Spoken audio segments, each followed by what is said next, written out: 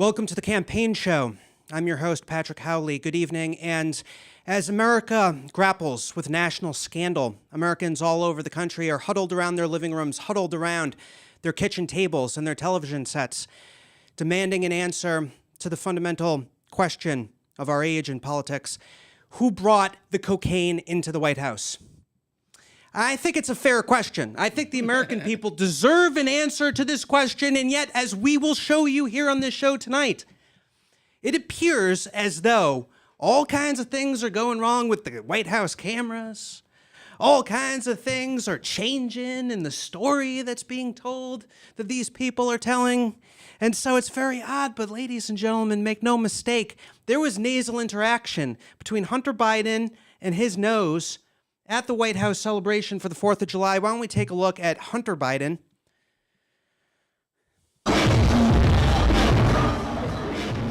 Watch the nose. Let's do it one more time. Watch the nose. See, that's a good rule in American politics in general, is notice the nose. But, hey now, we're doing a mainstream show here. So Hunter's nasal interaction, okay? We're not doing a mainstream show, by the way. This is not mainstream. And, I'm glad it's on Twitter at least, though, That's kind of cool. So creepy Joe Biden, obviously under a lot of scrutiny here. And we can delve into this like it's the Zapruder film because, why not? It's something that we can do together, We can sort of sit around and do stuff together and, have these kinds of big tent fireside chat moments about what's going on with the coke at the White House, because I'd like to know. Creepy Joe Biden not offering answers. Creepy Joe Biden gets up to the podium here, and it looks like he decides to kick it. He has something's wrong with his podium. So let's take a look at Creepy Joe inspiring America. Thank you, Nikki Leonard. If you wonder what I'm kicking there, I'm kicking a stand-in. He's just kicking stuff. Like that. All right. Maybe I stand on. I'll be 6'4". Just kicking stuff, as he does, evidently. Well, they're apparently the establishment and the regime stooge media are now apparently pushing the idea, folks, that there was something wrong with the White House cameras. That for some reason, in the particular area where they're claiming that this cocaine was found, that there was some kind of camera issue. Now, I remember the supposed camera malfunction when Jeffrey Epstein, they said he killed himself, and a whole lot of people on the internet decided that Jeffrey Epstein didn't kill himself. So we're still looking for a whole lot of answers on that one, and we're going to continue, by the way, to cover Jeffrey Epstein here on the show. But it looks like there's a similar thing going on with this cocaine situation. Now, of course, we showed the audio here on the show of the hazmat team. Very clearly, you heard the word library. Library, yep. You heard the word library. You didn't hear ground floor of the executive mansion near the West Wing. You didn't hear in a visitor center where the tour visitors leave their phones, right? The Washington Post, Pravda on the Potomac, basically is pushing the idea, okay, after a whole lot of time passed, that it wasn't the library. No. It was this area in the White House where the tour visitors leave their phones. So they were trying to push it off, apparently, on people taking White House tours.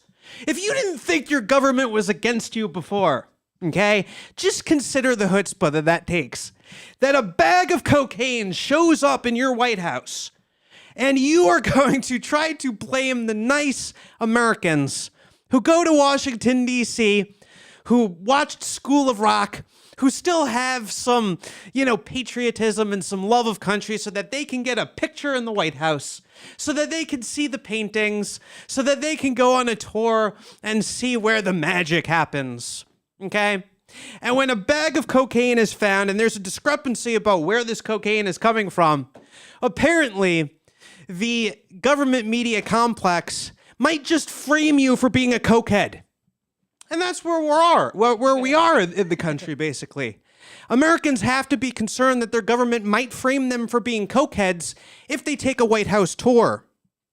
Now we're hearing, okay, so it wasn't the library, they say. It was somewhere else. So we need to really delve into this. Where in the house was it, and who was there? And I mean, because we know Hunter was there prior to leaving for Camp David. We know Hunter was back at the White House, arriving back from Camp David. That's where we are as a country. Is we sit around and we watch Hunter Biden returning from Camp David. Is David Frost broadcasting Hunter Biden is returning from Camp David? Like, he shouldn't be at Camp David. What the hell is going on? Have you seen this guy's laptop? Goodness gracious. All right, here's the camera malfunction. Let's take a look.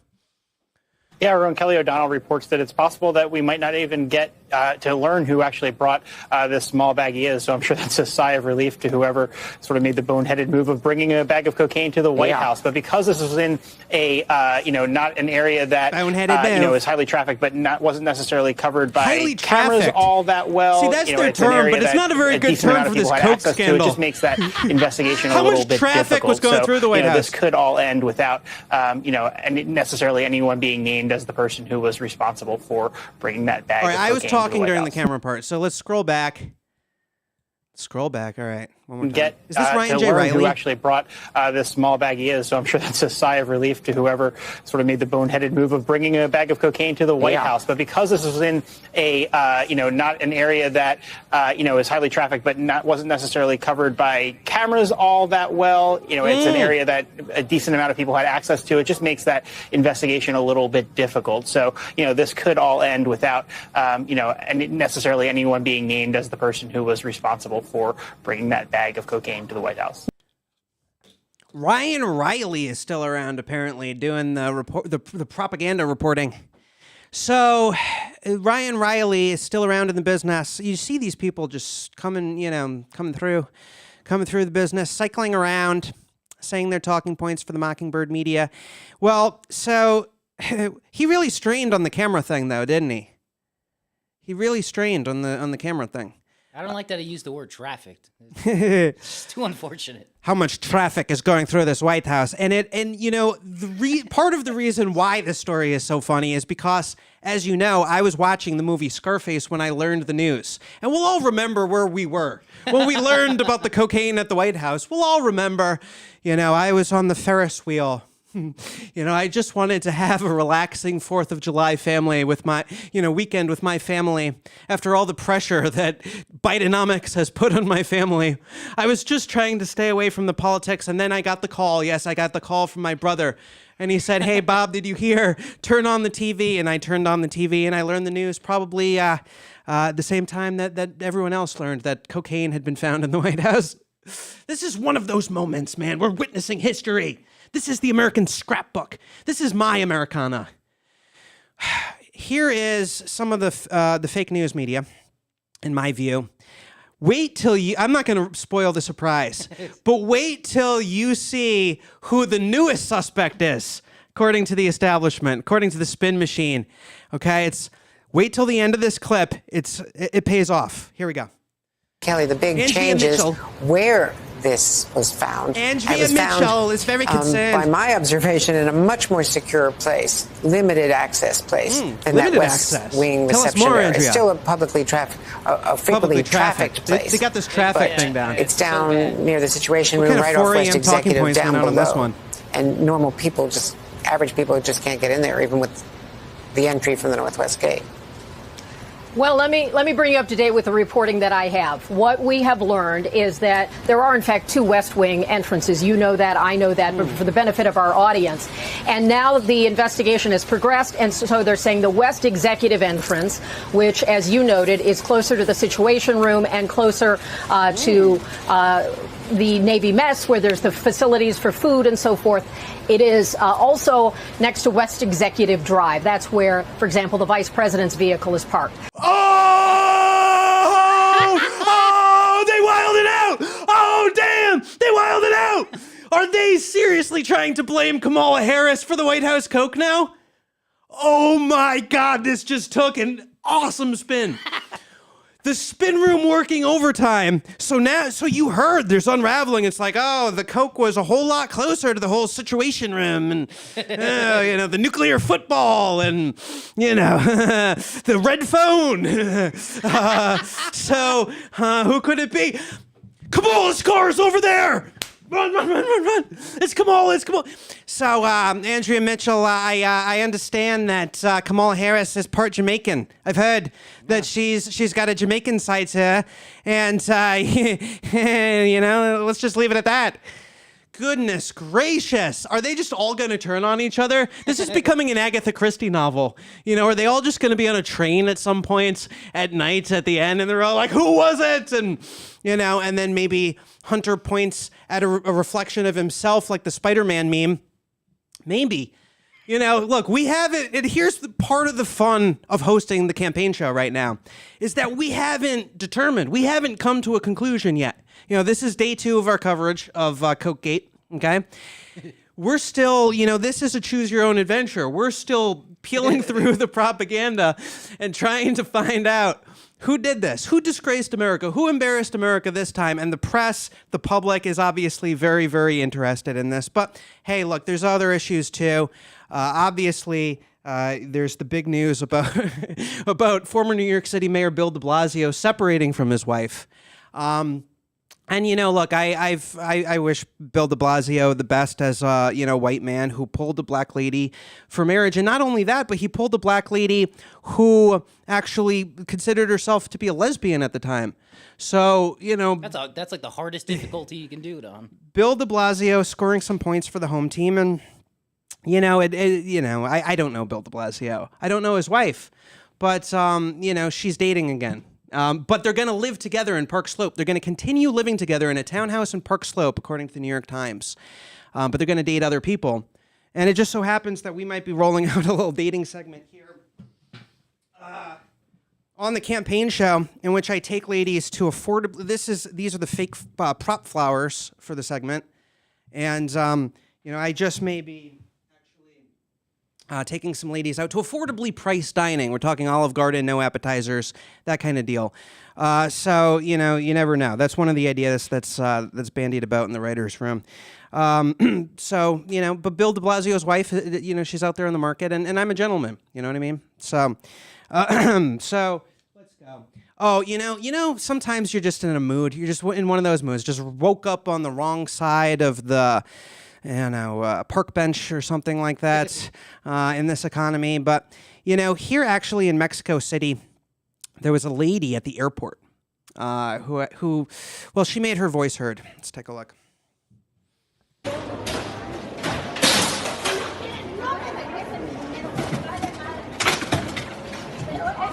Ay, ay, ay! Ay, please.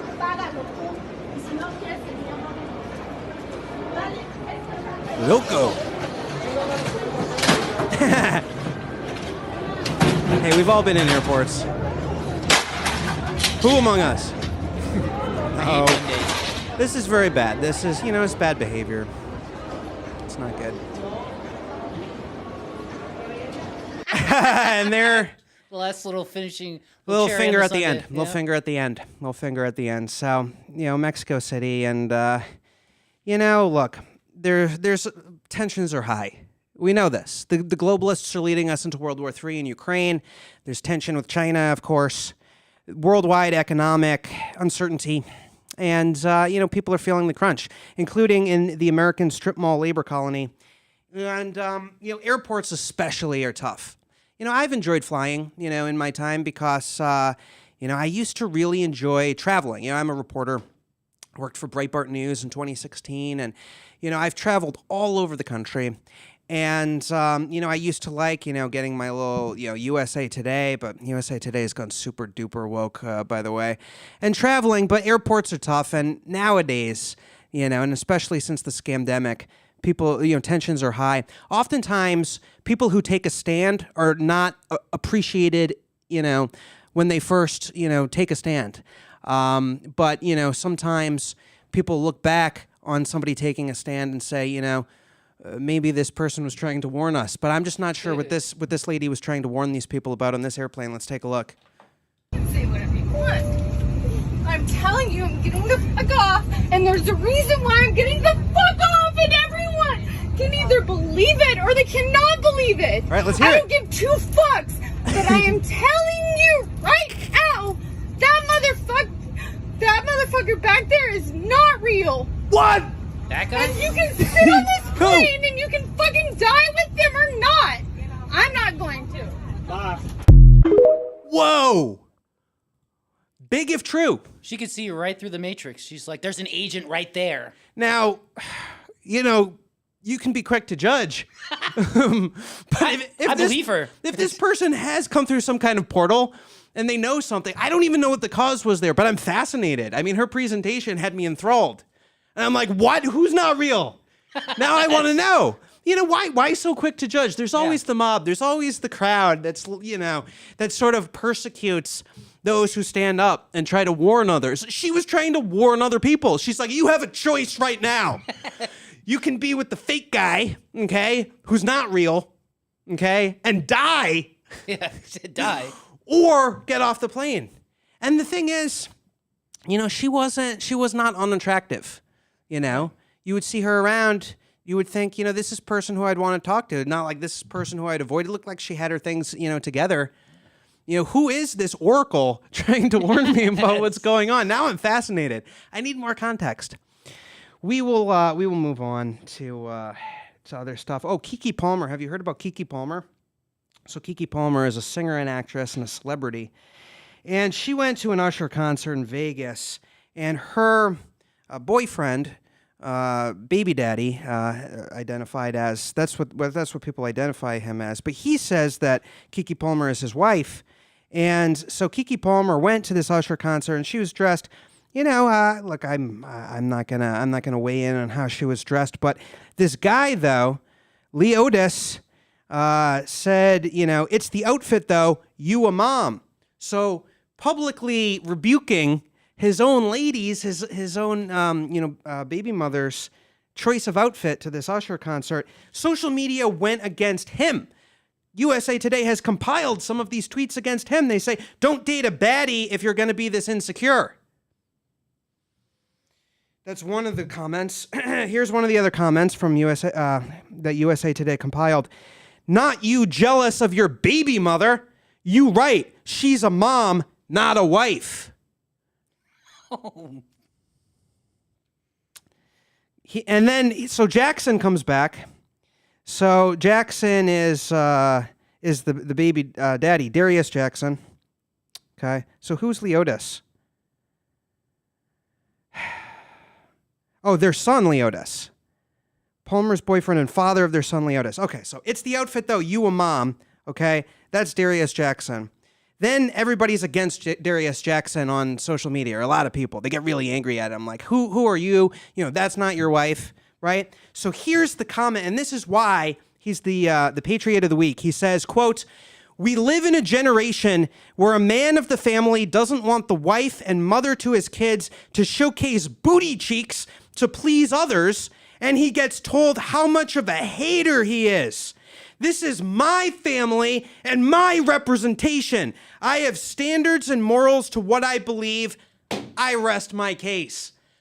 Whoa! God bless him. Throwing it down for the man. Throwing it down, for the good man. Throwing it down for the decent man. Look at this, Darius Jackson. And of course, look, we're not against Keke Palmer here. I don't know Keke Palmer. I just found out about Keke Palmer. But Darius Jackson, there he is. And that's, that's something that comes from a place of like reality and like, these are my principles and whatnot. So that was pretty cool to see. And then it sort of reminds me of Charlie Sheen and Denise Richards. So Charlie Sheen didn't want his daughter to be on OnlyFans. And then Denise Richards, reportedly, betrayed him and said that she's going to go on OnlyFans too in order to, I don't know, something about they own their own content or something like this. Charlie Sheen apparently also clashed with Denise Richards over vaccines. And Denise Richards apparently said, I read this, that she knew that her relationship with Charlie wasn't going to work when Charlie said that after vaccinations, or on the topic of vaccinations, that he didn't want the kids to be poisoned. Whoa! Charlie Sheen, baby. And I've always liked Charlie Sheen. Obviously he's made his mistakes.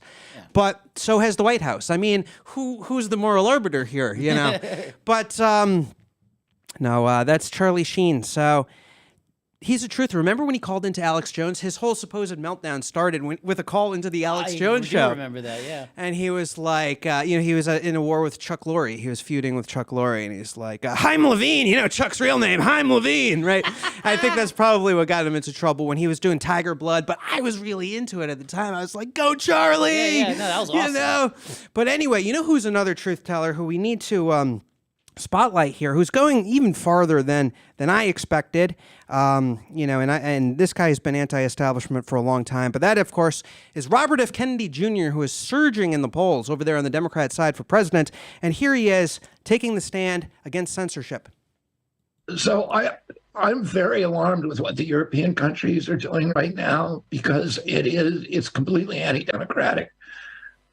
And now you're going to have the country censoring dissent about government policies, which is not a function of democracy. That is clearly a characteristic of totalitarian regimes. There's never been a time in history when the people who were censoring free speech and books and burning books were good guys. They're always the bad guys.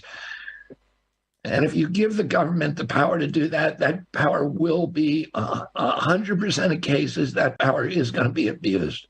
And I think, there's all these excuses to do it now because things are being blamed on this, this tsunami of misinformation that's out there. But the remedy for bad information is not censorship; it's more information, as you said. It is a vibrant, fierce debate about information with no holds bars, with no restrictions, and we have to do that. So true. No lies detected. Zero Pinocchios. With Robert F. Kennedy Jr., he is speaking truth as he did on Tucker Carlson Tonight back when that was a show. I'm old enough to remember when Tucker Carlson was on Tonight on the TV. Of course, now he's on Twitter doing very well. And we're very happy for him. We're so happy for Tucker's success. We're not super jealous of my former boss, Tucker Carlson's success at all. No, not at all. We want him to be as successful as possible. He should be considered for president, too. At some point, 2028, 2032, somewhere, say 2028. There might not, 2032 is just a long way away. Who knows? Well, you got Robert F. Kennedy Jr. He went on Tucker and said some very truthful things about Ukraine, how they're leading us into World War III, is my view. Obviously, we know that Bobby Jr. has been a champion against the vaccine industry and big pharma in really big ways. And I'm talking about back in the day, talking about the reported link between autism and so many of these different vaccines that they give to the little babies. Let's stab the baby with a needle, they say. Oh, big pharma wants to stab the baby with a needle, right? So he's based on that. He's red-pilled on that, very much so, and has been a leader all this time. So when he got into the race, I said, look, first of all, I'm not in the business of endorsing candidates, but I need to hear from this guy about guns, and I need to hear from this guy what he thinks about immigration. Since then, to his credit, even though he's a contender in the race, he's actually responded to these kinds of issues. On immigration, his position is, he takes a strong stand against the illegal immigration crisis down at the border, but then again, he praised legal immigration. So on the Democrat side, Right. Looks like that's probably the best you're going to get. It's the same position as the Republican establishment. He's just like a classical liberal at this point, which is the same thing as what we're dealing with now. Then again, you have to understand that Kevin McCarthy is on the side of total open borders because it's happening while he's Speaker of the House. He's doing absolutely nothing against it and is actually scamming the American public into thinking that he cares about immigration when in fact he is on the side of the Bolshevik communists and the Chi-Coms and other global financial manipulators who would like to see mass migration come into this country to demographically replace us, whereas Bobby Kennedy Jr. is actually talking about the border. Okay? That should be noted. I said, I need to hear from this guy about the Second Amendment. Okay? Now, I am a longtime Second Amendment absolutist, Second Amendment supporter, and even on the Republican side, you don't see Second Amendment absolutists in politics. I was actually thrown out of CPAC, in the past because I wanted Wayne LaPierre to respond to the NRA's support for red flag laws. They did nothing to stop red flag laws. Red flag laws have been pushed by Republicans and Democrats alike. And so behind the scenes, the NRA is actually very subversive, as I pointed out, while Wayne LaPierre was speaking at CPAC, and that ticked them off there at CPAC. So I was escorted out of CPAC. So I make it very clear that I'm a Second Amendment absolutist. We must have the Second Amendment in this country. It protects the people, in so many different ways. We're not only just talking about the original intent of the Second Amendment, which was to protect the citizenry and the civilians against a tyrannical government, hypothetically speaking, but it also protects people in their real lives. The borders are open, all kinds of savagery and killings are going on and whatnot, and people need to defend themselves. Robert F. Kennedy Jr. says that he is a constitutional maximalist, and he promised that he is not going to take away people's guns. Think about that. Somebody who would call himself a constitutional maximalist. It's like, yeah!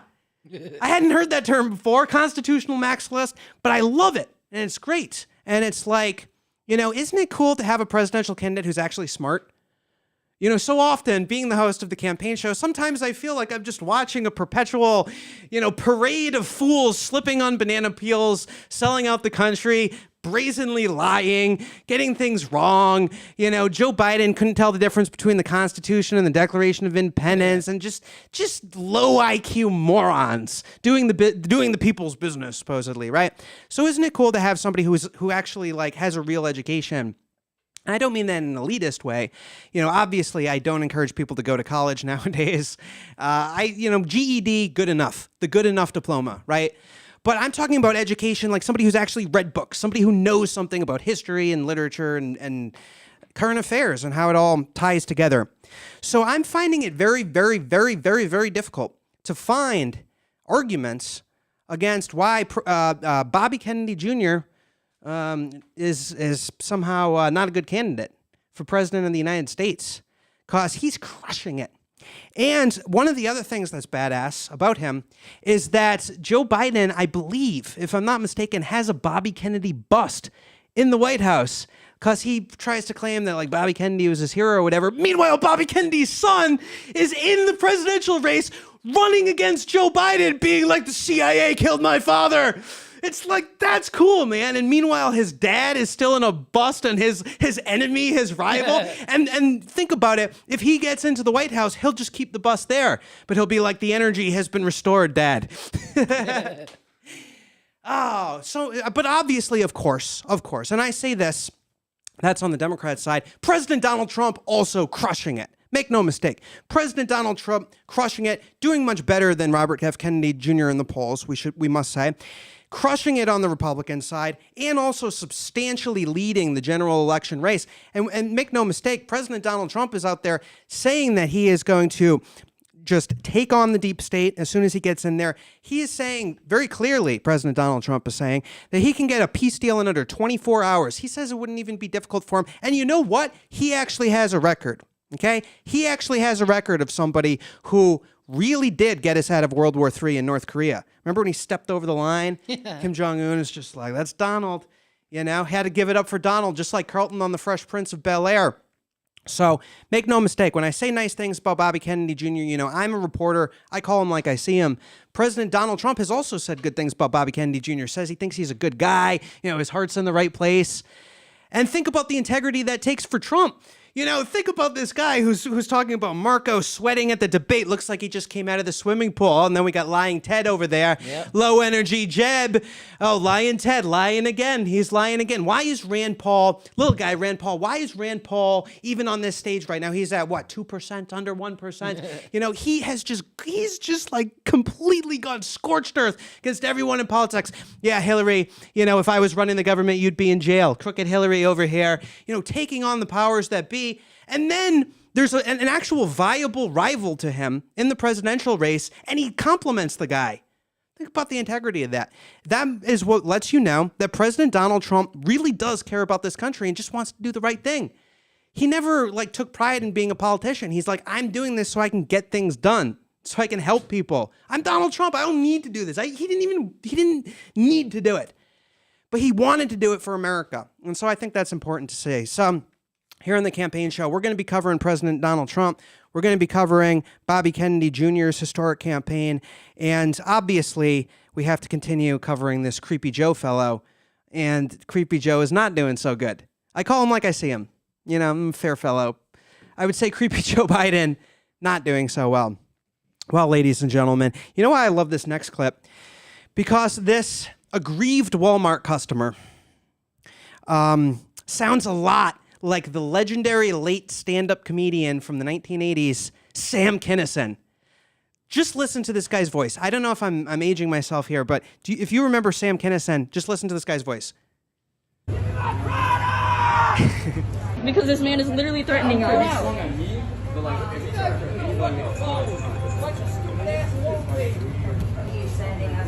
We need to get that order to them, but we can't. Look at that on your fucking phone, dumbass. So you heard him, okay? Now here is a clip of legendary comedian Sam Kinison. You ever been married?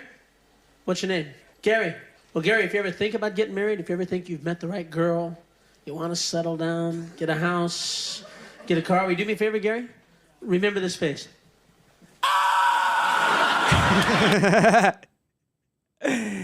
We don't endorse that message. We do want you to find a girl, settle down and whatnot. But, Sam Kinison, legend, he had a bit more of a cynical view. But if you haven't seen the movie Back to School, by the way, with Rodney Dangerfield, one of my favorite movies of all time. Sam Kinison plays one of the professors in that movie. Sam Kinison, who was calling out the war machine, calling out the military-industrial complex for killing kids. And he died in a car accident a long time ago. But, in the 80s, he was huge. The screaming, righteous comic Sam Kinison. So maybe he lives through that guy who was, I guess, getting thrown out of Walmart. Sounds about right. I don't know. Well, I couldn't see Sam Kinison really doing too well in Walmart. I really can't do Walmart either. I don't. I avoid Walmart like the plague. I don't like to be in there. The fluorescent lighting bothers me.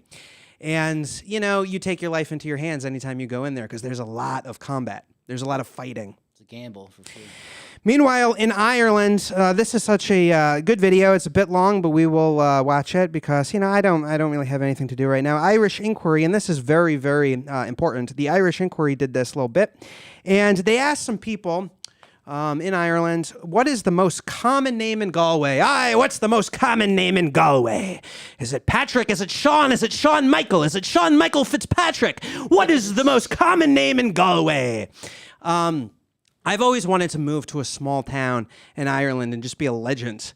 Howley from the internet, he lives right over there. He lives right over there in that little shack. You wouldn't know it, but he's got his little campaign show studio right over there in Paddington, Ireland, right? Or wherever, but I love Ireland, and it's a great place, and unfortunately, there's some big changes going on in Ireland due to globalism. And I think that you're going to see here in this clip, a lot of people really don't care for the changes that are happening in Ireland, even though some of them seem pretty nervous about expressing on camera that they might not like the globalist project. So let's take a look. What is the most common name in Galway?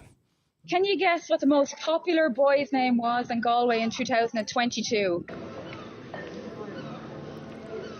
No idea. Was it Jack? Tommy? I'd say it was probably Connor. Let's say David. I think it was Sean, was it? Jack. Jack. Cian? Yeah. Peter? No? Patrick. I don't know. No, maybe that's like the most Irish name. Let's most go. Popular. I don't know. I love Dave, her. maybe? She's awesome. Not a clue. I'm guessing it was not a traditional Irish name. Richard. It was not Richard. Was it? Oh, fuck. Didn't see that coming. It wasn't Richard. No, would you like to know what it was? Yeah. Right, I'll let you try and answer first. I'd say Jack. I'd say Mohammed. You're correct. What? Right. It was Mohammed. CSO in 2022, the most popular boy's name in Galway was Mohammed. Oh, yeah. Of course. That somewhere, yeah. I'm not a racist at all. Okay. Wasn't expecting that, but okay. Wasn't expecting that. Hits him hard. Wow. Okay. Fair enough. Yeah, right. That's interesting. That's interesting. Do you know what it was? Yeah, actually. It was Muhammad. Muhammad. Oh my God, yeah, it was Oh, Muhammad. of course. I knew that actually. Oh, these the women, you know. Go fuck watch off. some of the women. It wasn't Muhammad. In Galway. Muhammad. Oh, okay. Oh, okay, yeah. Do you want to know what it was? Yes, please. It was Muhammad. Okay. Okay. Surprised. Really? In Ireland? In Ireland. Oh, that's crazy, yeah. In Galway. Crazy. Not in Ireland. That's weird. That surprised you? Very interesting, yeah. Interesting. Really? That's surprising. Muhammad is the most common, huh?